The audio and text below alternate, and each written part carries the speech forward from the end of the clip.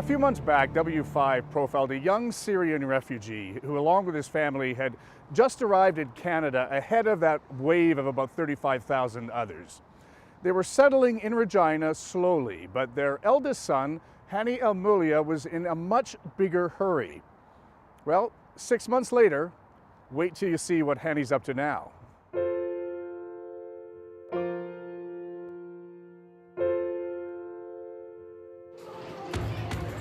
It's another busy Wednesday night in the heart of Toronto, and tens of thousands are heading into one of Canada's biggest indoor stages, where hockey usually rules, to hear the story of a young man new to the country and all he hopes to achieve. Hani al Moulia is a tentative figure backstage. An eye condition from birth means he cannot walk easily without assistance. He can see some things up close, but in a very narrow band. He's waiting his turn alongside some of Canada's most recognizable icons. Everybody jump! Already energizing a crowd of youth and their families around the empowerment messages of We Day. What's going on, We Day? The founders, the Kielburger brothers, are the hosts. We're so excited to be back here in our hometown of Toronto with all of you. Tragically hip lead singer Gord Downey is here. And then I jumped to the left. The man in motion, Rick Hansen. Good evening, We family. How you doing tonight? And Prime Minister Justin Trudeau's mother, Margaret. What an honor to be here with all of you.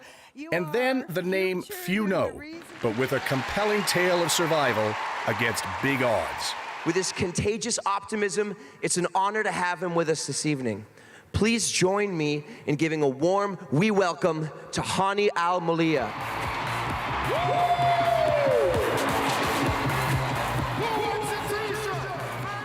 Were you afraid at all when you stepped on that stage? Because that's a big crowd. Oh yes. Like there was something coming through you at that point where you Totally. said, like, I'm ready for Totally. this. You're not alone. You are basically at the center, and you're connected to all of these people. It's just you can feel the energy.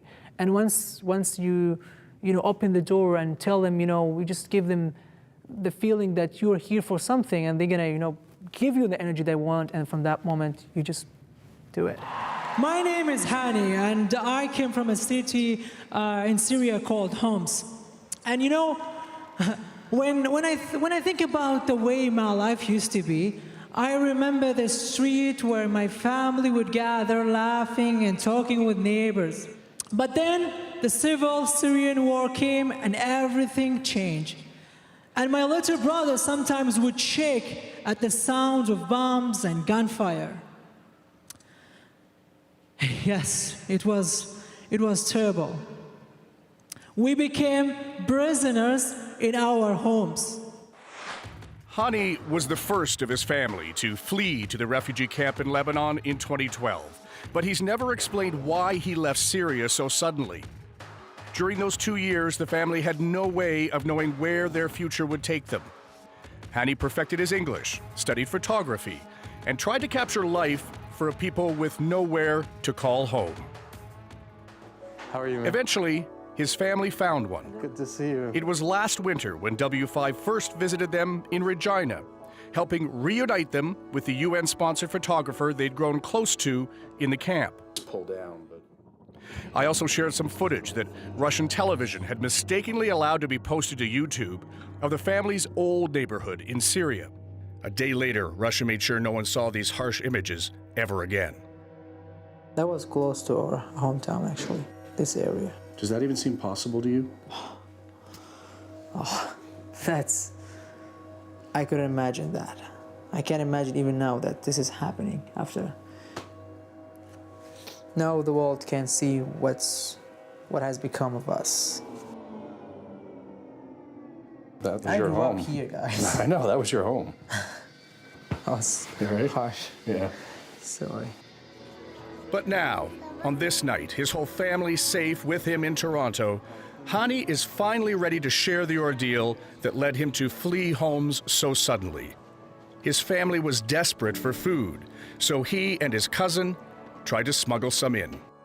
my family were running out of food, and when my cousin and I smuggled food into my neighborhood and homes, we were thrown in jail.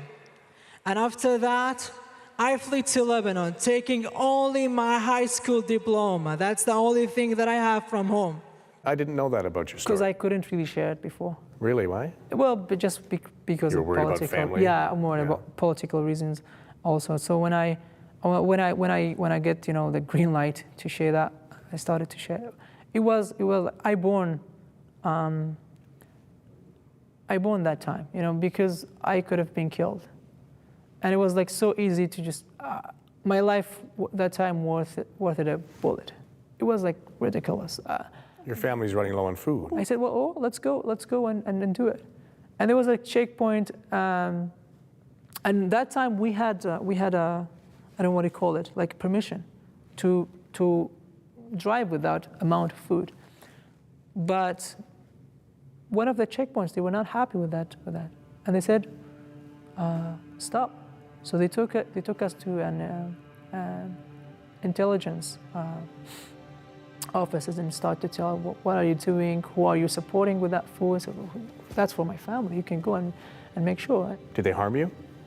Yeah, it has some kicking and trying to boot that fear inside so you can say whatever you want. How long were you in the office being interrogated? It was like 4 hours. When my mother saw some signs, I tried to cover them, from the coughs and everything. She saw the signs, and I was like, when I took my shirt, she saw some signs on my body. And she said, well, Muhammad, this kid is not going to be here for no longer. Send him to any safe place, because that's not that's not what we wanted to do for him. Hani's parents, appalled at the bruises and cuts all over his body, asked an uncle to smuggle him to Lebanon the very next day. Because in Syria, if the army doesn't capture or kill you, you don't stick around. You were the very few that were ever released. Yes. From army custody in that town. Mm-hmm. Wow. What a moment that you were like. Yeah, you just feel like you're just born, because it's all about your life, and your life, it's not going to worth a lot there. They don't really care about numbers, they just, people without emotions, and they were trained to do this kind of stuff. So for them, it's like drinking coffee.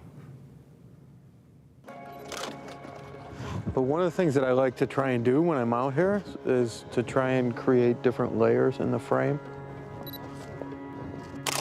Knowing more about Hani's past, the enormous loss and terrible abuse, helps explain the incredible fervor he has tackled life with since coming to Canada. Not too long after arriving, he honed his photographic skills, capturing frames of his new life in Saskatchewan. And he's now making enough money that he has stopped accepting the financial help new refugees are offered for a year. He's honed his English skills, adapted his math to North American standards, worked hard enough and impressed enough people to be offered a full scholarship at Toronto's Ryerson University in 2017. So once upon a time, Hani, I used to be a teacher here. Mm-hmm.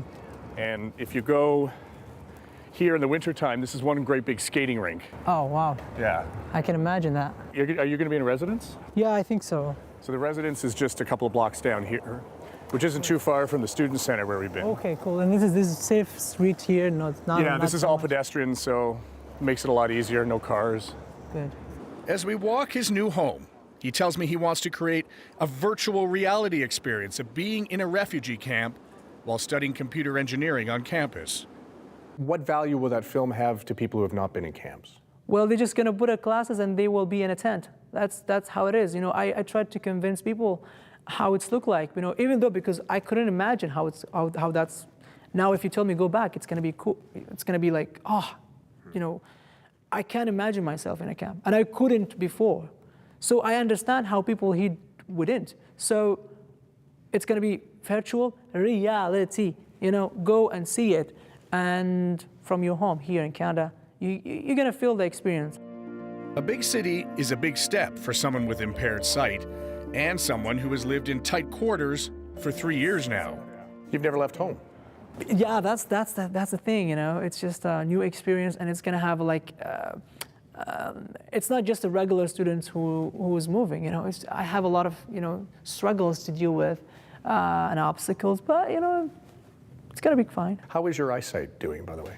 Well, for the weakness, like for the limitation, it's gonna be like when I'm getting older, it's gonna be like, it's gonna lose because my eyes like muscles, and they can't really, my eyes muscles, they can't really work that hard. And it's like, for me, the side effect is the headache, you know. When I focus for after 30 minutes, it's gonna be like headache, and I can't really take any medicine because I'll be addicted to it. So I understand that, you know, I need to deal with it. So is that part of why you feel such a sense of urgency in your life? Yeah, I need to be sensitive to feel sensitive about everything, to understand, is that gonna work for me or not? You know, I don't have a lot of options in my life. Thai is ugly. ugly. Ugly. يعني. Yeah, ugly. Oh, ugly. Ugly.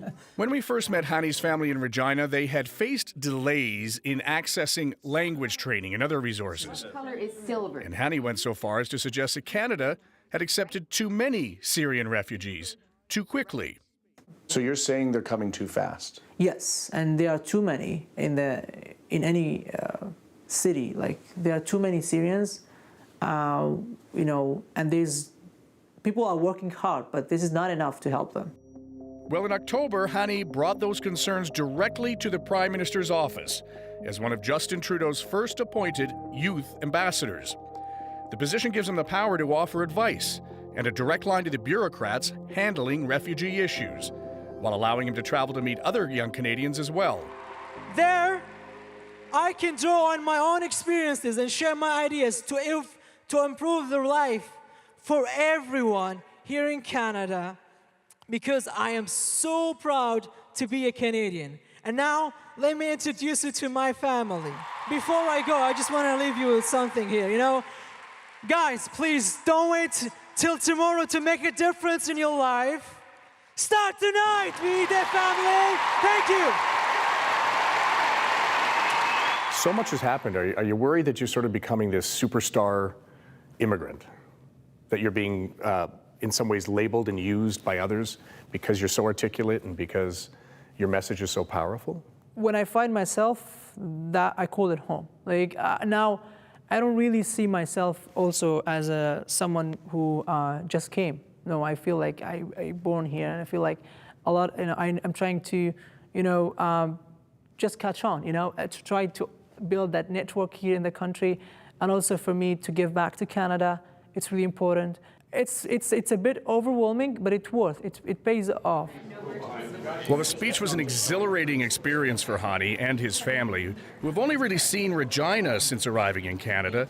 Toronto was a little overwhelming for them. We're proud for him. Proud. We vote for him. The Amulya family has relied on Hani heavily and his abilities in English. His dad still hasn't found full-time work, but everyone else's English is improving. Yeah, and he's doing like so good, everything. He talks so good. But now they're going to have to cope without him as he begins university. Their cultural bridge is moving on. Hani feels the pull of destiny. He's a young man in a hurry. And you likely haven't heard the last from him.